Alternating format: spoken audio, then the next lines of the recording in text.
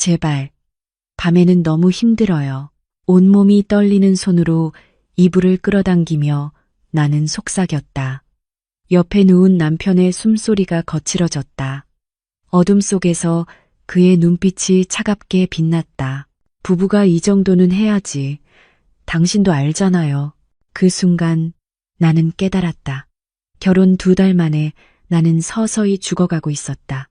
그리고 내 앞에 누운 이 남자의 전 부인도 똑같은 방식으로 죽었을 것이라는 것을. 나는 박은주, 올해 63세. 재혼 후 알게 된 끔찍한 진실을 이제서야 말할 수 있게 되었다. 시골 작은 집.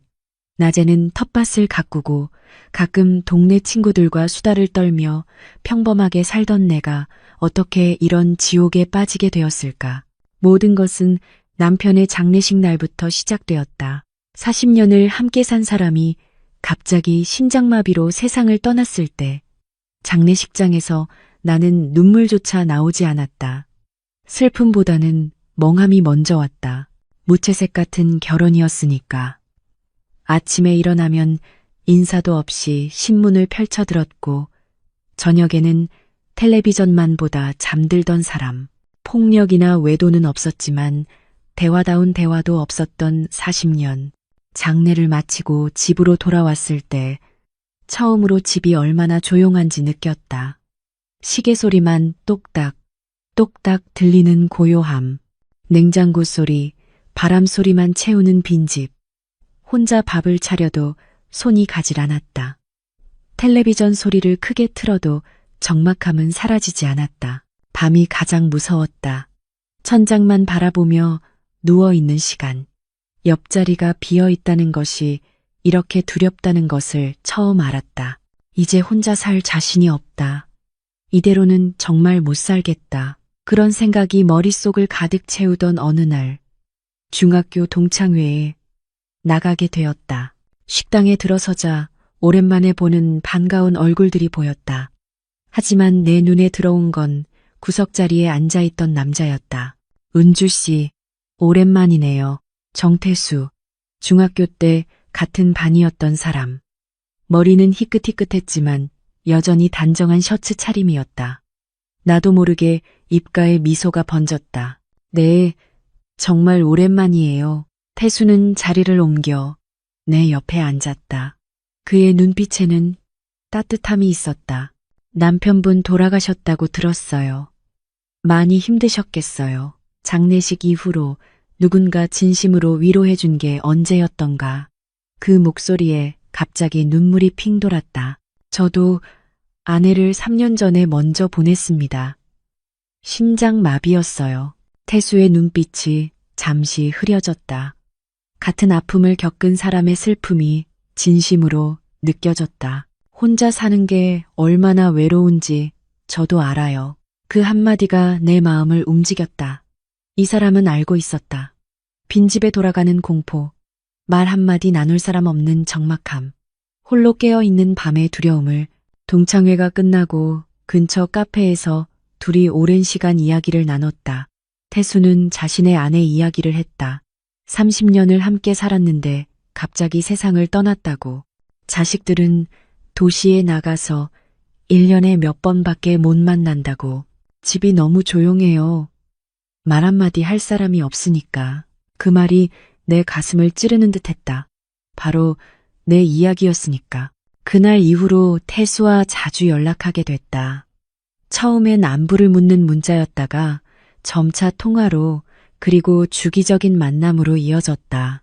어느 날 시장에서 쌀 포대를 힘겹게 끌고 가는데 뒤에서 누군가 불렀다. 은주 씨, 제가 들어드릴게요. 태수였다. 마침 근처에 볼 일이 있어서 왔다가 나를 봤다고 했다. 태수는 무거운 쌀 포대를 가볍게 들어 내 집까지 날라다 줬다. 현관 앞에 내려놓고는 웃으며 말했다. 혼자 사시면 이런 게 힘드시죠? 언제든 연락 주세요. 그 말에 가슴이 따뜻해졌다. 정말 오랜만에 느끼는 감정이었다. 누군가 나를 챙겨준다는 게 이렇게 고마울 수가 있나 싶었다. 그날 이후로 태수는 자주 찾아왔다. 집 전구가 나가면 갈아주고 수도꼭지가 새면 고쳐줬다. 일주일에 두세 번은 들렀고 올 때마다 과일이나 반찬을 사들고 왔다.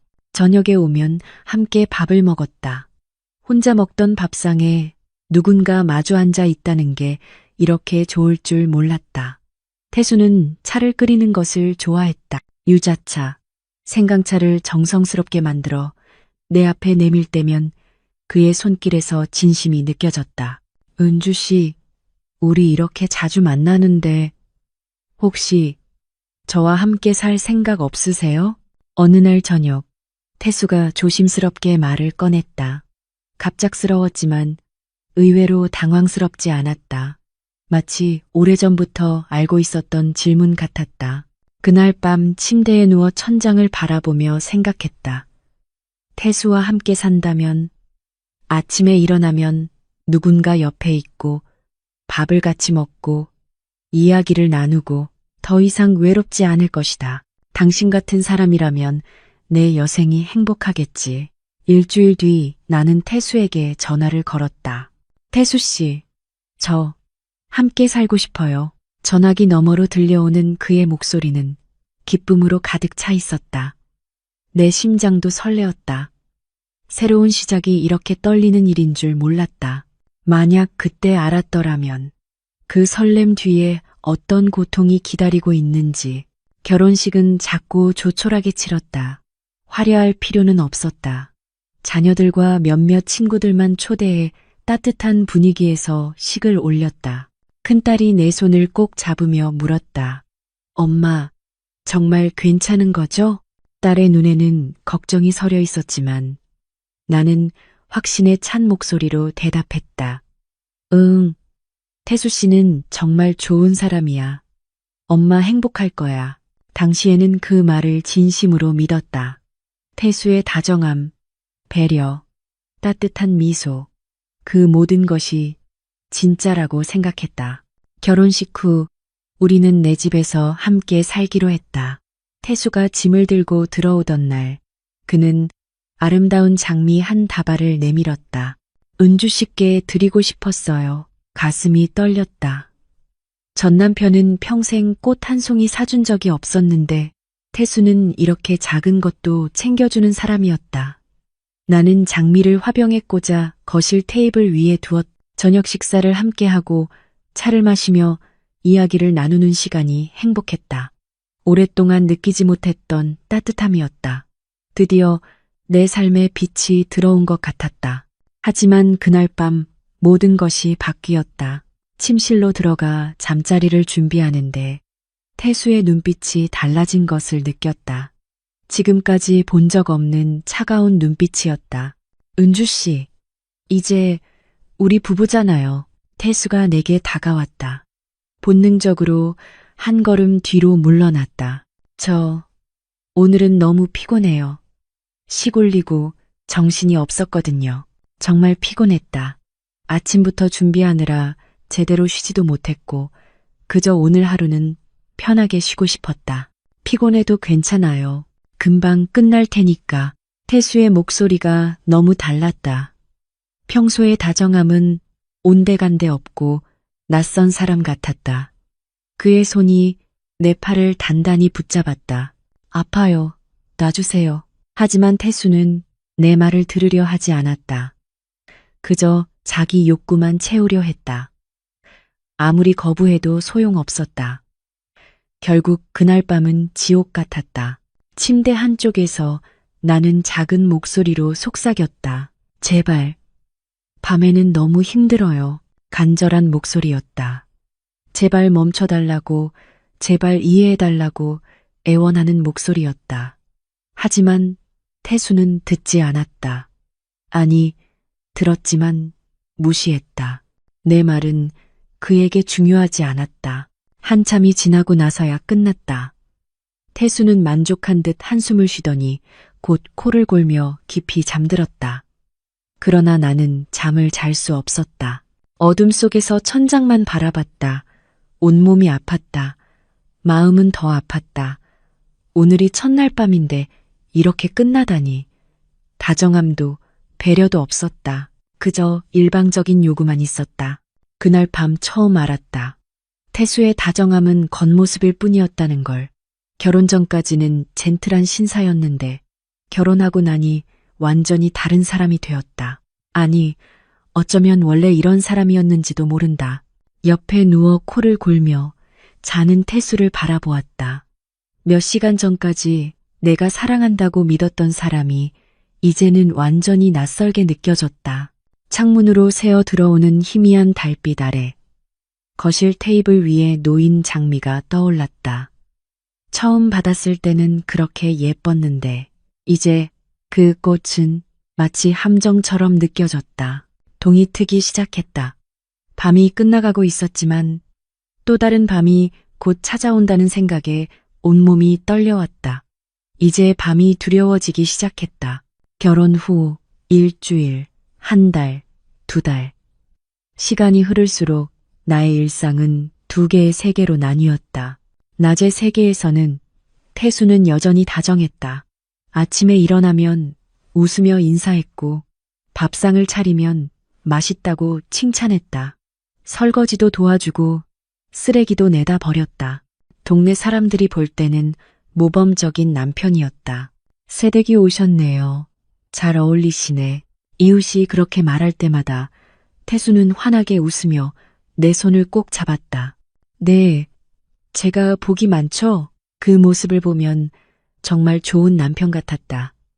하지만 낮과 밤은 달랐다. 밤의 세계에서 태수는 완전히 다른 사람이 되었다. 해가 지고 어둠이 내리기 시작하면 내 가슴은 점점 조여왔다. 시계 바늘이 저녁 시간을 가리킬수록 손이 떨렸다. 태수가 샤워를 하는 소리가 들리면 내 심장은 마구 뛰기 시작했다.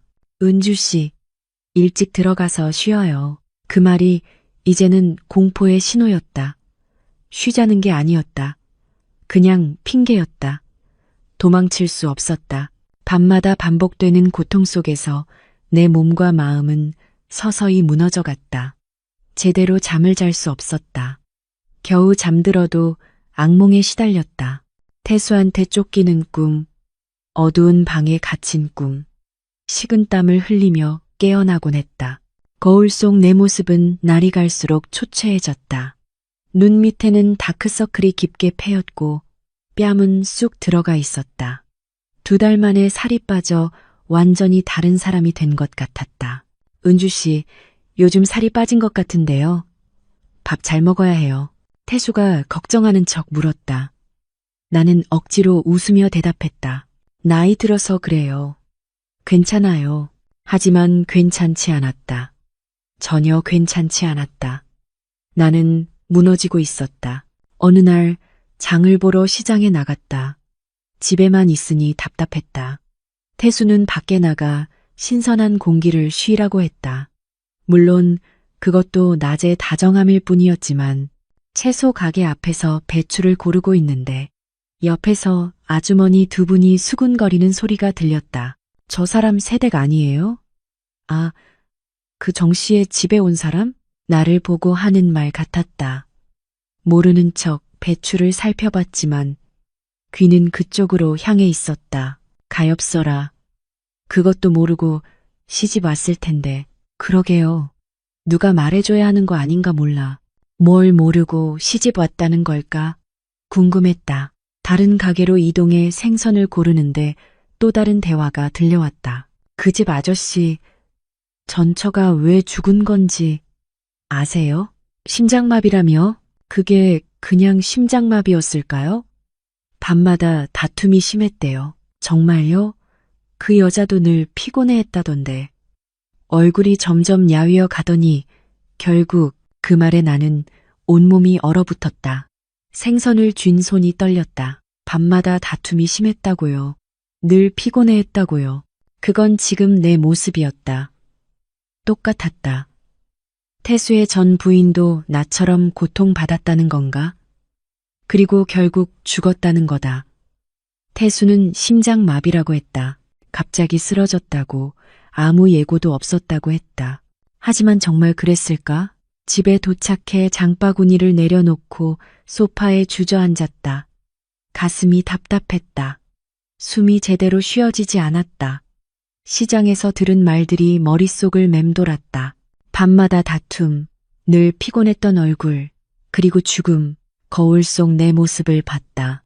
눈 밑에 다크서클, 쑥 들어간 뺨, 창백한 안색. 마치 태수의 전 부인의 마지막 모습을 보는 것 같았다. 나도 그렇게 되는 건가? 무서운 생각이 들었다. 태수의 전 부인처럼 나도 점점 망가지다가 언젠가 심장이 멈추는 건 아닐까. 현관문이 열리는 소리에 화들짝 놀랐다. 태수가 돌아왔다. 평소처럼 환하게 웃으며 들어왔다. 다녀왔습니다. 오늘 장 보러 가셨죠? 힘드셨겠어요. 그의 목소리가 이제는 거짓처럼 들렸다. 가면 같았다. 진심이 느껴지지 않았다. 태수의 눈을 똑바로 바라봤다. 그 사람은 전 부인에게도 똑같이 했을까? 낮에는 다정하고 밤에는 강압적으로 그 여자도 나처럼 참았을까? 견디다 못해 무너져 갔을까? 그리고 결국 심장마비로 죽었다. 저녁을 먹는 내내 태수를 관찰했다. 무슨 생각을 하는지 어떤 사람인지 파악하려 했다. 하지만 알 수 없었다. 완벽한 가면 뒤에 숨겨진 진짜 모습은 밤에만 드러났으니까. 그날 밤 침대에 누워 천장을 바라보며 처음으로 확신했다. 이 결혼은 실수였다. 태수는 변하지 않을 것이다. 내가 먼저 무너지거나 아니면 떠나거나 둘 중 하나일 것이다. 며칠 밤을 뒤척이며 고민했다. 어떻게 해야 할까? 이대로 계속 살다가는 정말 죽을 것만 같았다. 하지만 자식들에게 뭐라고 말해야 할까? 재혼한 지 겨우 2달 만에 이혼한다고 하면 뭐라고 할까? 부끄러웠다. 내 선택이 틀렸다는 걸 인정하기가 창피했다. 조금만 더 견디면 나아질지도 몰라. 스스로를 속이려 했지만 이제는 알았다. 태수는 변하지 않을 것이다. 전 부인 때도 그랬고, 지금도 그렇고, 앞으로도 그럴 것이다. 또 한 번의 밤이 찾아왔다. 태수가 샤워를 마치고 방으로 들어오려는 순간, 나는 침대에서 일어나 문 앞에 서서 팔을 벌렸다. 안 돼요. 처음으로 제대로 거부했다. 목소리가 떨렸지만 분명하게 말했다. 뭐라고요? 태수가 어이없다는 표정으로 물었다. 오늘은 안 돼요. 저도 사람이에요. 매일 밤 이럴 수는 없어요. 태수가 한 발짝 다가왔다. 눈빛이 변했다. 낮의 다정함은 온데간데 없고 차갑게 빛났다. 은주 씨, 우리 부부잖아요. 왜 이러세요? 벽에 등을 붙인 채 태수를 똑바로 쳐다봤다. 더 이상 물러서지 않았다. 당신은 사랑하는 게 아니라 지배하고 싶은 거예요. 그 말이 내 입에서 나오는 순간 태수의 얼굴이 굳어졌다. 드디어 가면이 벗겨진 것 같았다. 무슨 소리예요? 태수가 목소리를 높였다. 제 말 들었잖아요. 당신은 저를 사랑하는 게 아니에요. 그냥 자기 욕구를 채우고 싶을 뿐이죠. 그게 무슨, 전 부인도 그랬을 거예요. 밤마다 힘들어 했겠죠. 그러다 결국 태수의 눈빛이 변했다. 얼굴이 창백해졌다. 전 부인 얘기는 왜 꺼내요? 당신이 뭘 안다고. 시장에서 다 들었어요. 밤마다 다툼이 심했다고. 그 여자도 늘 피곤해했다고. 그리고 결국 죽었다고요. 방 안이 갑자기 조용해졌다. 시계 소리만 똑딱똑딱 들렸다. 태수가 버럭 소리를 질렀다. 남편이 아내를 원하는 게 뭐가 잘못이야. 그 순간 나는 모든 걸 깨달았다. 이 사람은 진짜로 모르는 거였다. 자기가 뭘 잘못하고 있는지, 상대방이 얼마나 고통스러운지 전혀 이해하지 못하고 있었다. 당신 사랑이 아니라 병이에요. 조용히 말했다. 더 이상 화내지 않았다. 그냥 차분하게 말했다. 병이라고요? 네, 당신은 외로움을 사랑으로 착각한 거예요. 저도 마찬가지였고요. 태수가 말없이 나를 쳐다봤다. 우린 서로 사랑한 게 아니에요. 그냥 외로워서 만난 거예요. 혼자 있기 싫어서, 빈집이 두려워서, 그게 전부였어요. 아니에요. 저는 은주 씨를 사랑해요. 태수가 부인했지만 그 목소리에는 확신이 없었다. 사랑이 이렇게 고통스러울 수 있나요? 사랑이라면 상대방 말을 들어줘야 해요. 아프다고 하면 멈춰야 하고 힘들다고 하면 쉬게 해줘야죠. 그런데 당신은 한 번도 제 말을 들어준 적이 없어요. 눈물이 흘렀다. 하지만 이번엔 약한 눈물이 아니었다. 결단의 눈물이었다. 저는 그냥 태수가 말을 더듬었다. 손을 들어 그의 말을 막았다. 이제 그만해요. 저희 이혼해요. 뭐라고요? 이혼하자고요? 결혼한 지 겨우 2달 됐는데 사람들이 뭐라고 하든 상관없어요. 제가 살아야죠. 이대로 가다간 저도 전 부인처럼 될 것 같아요. 태수가 소리쳤다. 전 부인은 심장마비로 죽었어요. 내가 고개를 저었다. 정말 그랬을까요? 아니면 견디다 못해 몸이 무너진 걸까요? 저는 그렇게 되고 싶지 않아요. 은주 씨, 결정했어요. 내일 짐 싸서 나갈게요. 방문을 열고 나와 거실 소파에 앉았다. 온몸이 떨렸지만 후회되지 않았다. 시원했다. 그동안 참았던 말을 다 쏟아냈으니까. 태수는 방에서 나오지 않았다. 나는 소파에서 밤을 보냈다.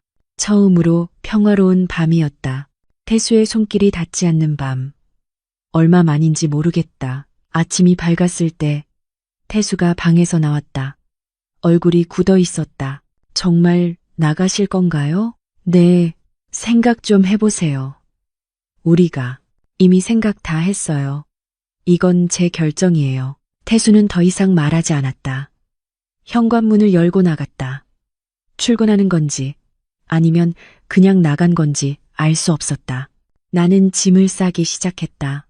가져온 옷가지와 물건들을 정리했다. 많지 않았다. 2달 동안 산 흔적이 이것이 전부였다. 큰딸에게 전화를 걸었다. 엄마예요. 집에 좀 가도 될까? 무슨 일이세요? 나중에 얘기할게. 지금 짐 싸서 갈게. 자세한 얘기는 나중에 하기로 했다. 지금은 그냥 이 집을 나가는 게 중요했다. 모든 짐을 싸고 거실을 둘러봤다. 2달 동안 살았던 집, 행복할 줄 알았던 곳.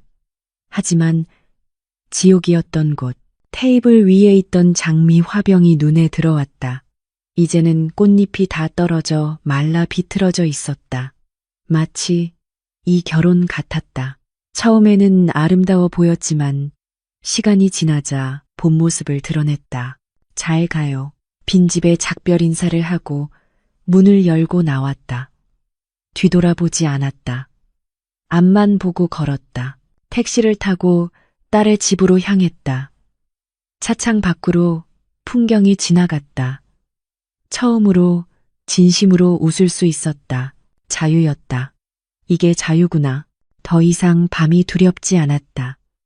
더 이상 누군가의 요구를 들어줄 필요가 없었다. 외로움은 사랑이 아니었다. 혼자서도 살 수 있다. 아니, 혼자가 더 나았다. 고통스러운 결혼보다 평화로운 혼자가 훨씬 낫다. 3달이 지났다. 오늘은 이혼 조정 날이었다. 법원 앞 벤치에 앉아 하늘을 올려다봤다. 구름 한 점 없이 맑은 하늘이 펼쳐져 있었다. 이렇게 화창한 날에 이혼하러 온다는 게 참 아이러니했다. 사람은 외로워서 결혼하지만 결국 외로워서 이혼하네요. 저도 모르게 중얼거렸다.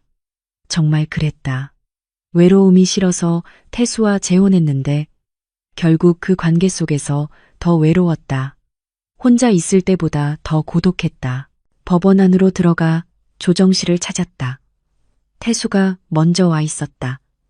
여전히 단정한 차림이었지만 이제 그 모습이 두렵지 않았다. 그저 한 명의 낯선 사람일 뿐이었다. 안녕하세요.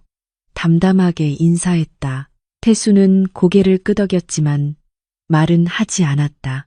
눈빛이 흐려 보였다. 어쩌면 그도 자신의 행동을 돌아보고 있는 걸까? 알 수 없었다. 조정이 시작됐다. 조정위원이 물었다. 재혼하신 지 얼마 안 됐는데 이혼 사유가 뭔가요? 성격 차이입니다. 함께 살 수 없다고 판단했어요. 좀 더 노력해 보시는 건 어떨까요? 충분히 노력했습니다. 이제는 각자의 길을 가는 게 맞다고 생각해요. 태수는 아무 말도 하지 않았다. 반대하지도 않았다. 어쩌면 이 사람도 지쳤는지 모른다. 나를 설득하는 게 소용없다는 걸 알았을 테니까. 서류에 도장을 찍었다. 이혼이 성립됐다. 겨우 5달간의 결혼이 이렇게 끝났다. 법원을 나와 다시 벤치에 앉았다. 이번엔 홀가분했다. 어깨가 가벼웠다. 핸드폰을 꺼내 카메라를 켰다. 나를 향해 돌렸다. 영상을 찍기 시작했다. 저는 박은주입니다. 올해 63이에요. 떨리는 목소리였지만 계속 말했다. 3달 전 재혼했다가 오늘 이혼했어요. 누군가에게 제 이야기가 도움이 될까 싶어서 이렇게 말씀드립니다. 잠시 숨을 고르고 다시 말했다. 이것만은 알아주세요. 외로움 때문에 결혼하면 안 돼요. 외로움은 사랑이 아니에요. 저는 그걸 너무 늦게 깨달았습니다. 눈물이 흘렀다. 하지만 이번에는 슬픔의 눈물이 아니었다. 해방의 눈물이었다. 다정함에 속았고 배려에 현혹됐어요. 하지만 그건 가면이었어요. 재혼을 생각하는 분들께 말씀드려요. 충분히 시간을 가지세요. 상대방을 제대로 알아가세요. 낮의 모습만 보지 말고 밤의 모습도 보세요. 겉모습만 보지 말고 본질을 보세요. 목소리가 점점 확신에 차올랐다. 그리고 무엇보다 혼자 있는 걸 두려워하지 마세요. 고통스러운 함께보다 평화로운 혼자가 훨씬 낫습니다. 영상을 멈추고 핸드폰을 내려놓았다. 다시 하늘을 바라봤다. 구름이 천천히 흘러가고 있었다. 한 달 후 나는 작은 원룸을 얻어 혼자 살게 되었다.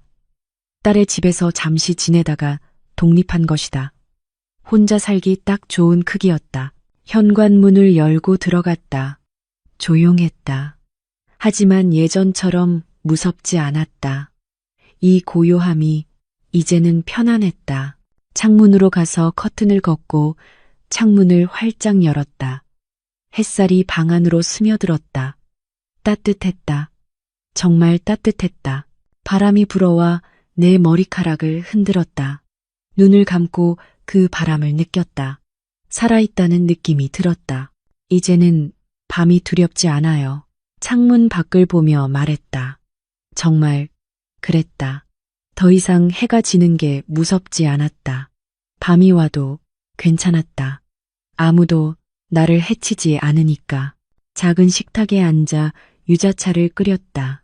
태수가 끓여주던 그 차와는 달랐다. 이 차는 내가 원해서 마시는 차였다.